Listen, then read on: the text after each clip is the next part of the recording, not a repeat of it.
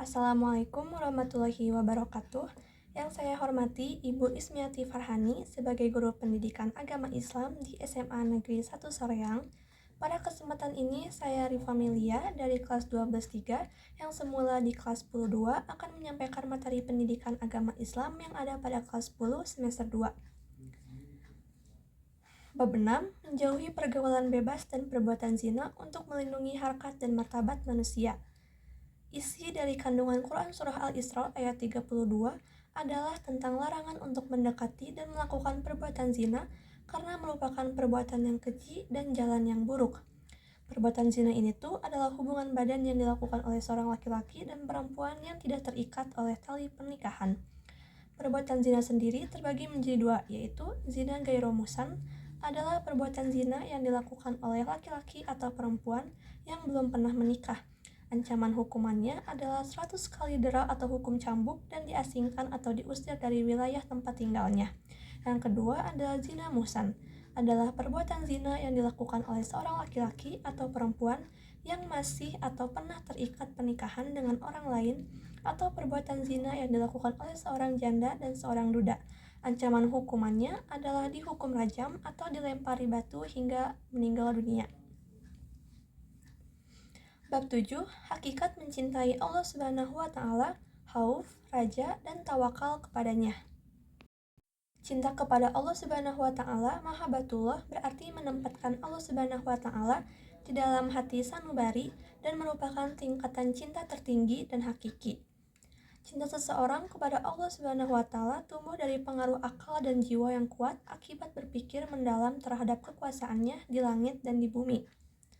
Ada yang dimaksud dengan rasa takut atau khauf merupakan sifat orang bertakwa, sekaligus merupakan bukti iman kepada Allah Subhanahu wa Ta'ala. Takut kepada Allah Subhanahu wa Ta'ala dapat berupa rasa takut tidak diterimanya taubat, takut tidak mampu istiqomah dalam beramal soleh, takut akan mengikuti hawa nafsu, takut tertipu oleh gemerlap duniawi, takut terperosok dalam jurang maksiat, takut atas siksa kubur, takut terjebak pada kesibukan yang melalaikan dari Allah, takut menjaga sombong karena memperoleh nikmat dari Allah, takut mendapatkan siksaan di dunia, dan takut tidak mendapatkan nikmat di surga. Ada yang dimaksud dengan raja, berarti berharap untuk memperoleh rahmat dan karunia Allah Subhanahu wa Ta'ala. Selain itu, ada yang dimaksud tawakal, adalah menyerahkan hasil usahanya kepada Allah Subhanahu wa Ta'ala setelah didahului dengan ikhtiar yang sungguh-sungguh. Seseorang yang menerapkan sikap tawakal ini akan tumbuh keyakinan bahwa tidak ada satupun amal kebaikan yang sia-sia. Bab 8. Menghindari akhlak mazmumah dan membiasakan akhlak mahmudah agar hidup nyaman dan juga berkah. Temperamental atau sifat mudah marah dalam bahasa Arab berasal dari kata godob, dari kata dasar godiba yagdibu godoban, yang artinya menurut istilah, seseorang yang mudah marah karena tidak senang dengan perlakuan atau perbuatan orang lain. Lawan kata dari sifat godob ini adalah ridho atau menerima dengan senang hati, dan alhim atau murah hati, tidak cepat marah. Ada beberapa penyebab sifat temperamental atau godob. Yang pertama, faktor fisik, kelelahan, kekurangan zat asam dalam tubuh, hormon kelamin atau premenstrual syndrome, dan juga faktor psikis seperti ujub, perdebatan atau perselisihan, senda gurau yang berlebihan, ucapan keji yang tidak sopan, dan bibit permusuhan dengan orang lain. Ada beberapa macam sifat godob, yaitu yang pertama ifrat, yang kedua tafrit, dan yang ketiga i'tidal. Kontrol diri dalam Islam disebut dengan mujahadah an-nafs, adalah upaya sungguh-sungguh untuk mengendalikan diri atau menahan nafsu yang melanggar hukum-hukum Allah Subhanahu wa Ta'ala. Lawan kata dari mujahadah an-nafs atau kontrol diri adalah ittaba'ul hawa atau mengikuti hawa nafsu. Ada beberapa cara untuk melakukan kontrol diri, adalah dengan pertama, memikirkan risiko dan akibat dari setiap perbuatan. Yang kedua, bersabar dan tidak tergesa-gesa dalam mengambil keputusan. Yang ketiga, memperbanyak zikir kepada Allah Subhanahu wa Ta'ala. Dan yang keempat, berdoa memohon perlindungan kepada Allah Subhanahu wa Ta'ala. Berani dalam Islam sering disebut dengan istilah saja'ah. Saja'ah adalah keteguhan hati, kekuatan pendirian untuk membela kebenaran dengan cara yang ksatria dan terpuji. Lawan kata dari saja'ah adalah jubun, yang artinya penakut.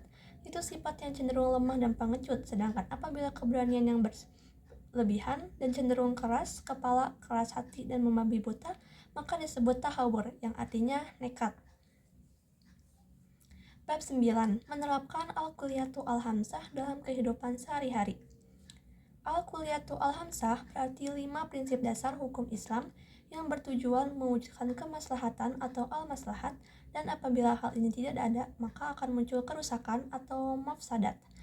5 prinsip dasar hukum Islam yaitu: pertama, menjaga agama, hifzu al-din; 2, menjaga jiwa, hifzu al-nafs; 3, menjaga akal, hifzu al-akal; 4, menjaga keturunan, hifzu al-nasl; dan 5, menjaga harta, hifzu al-mal.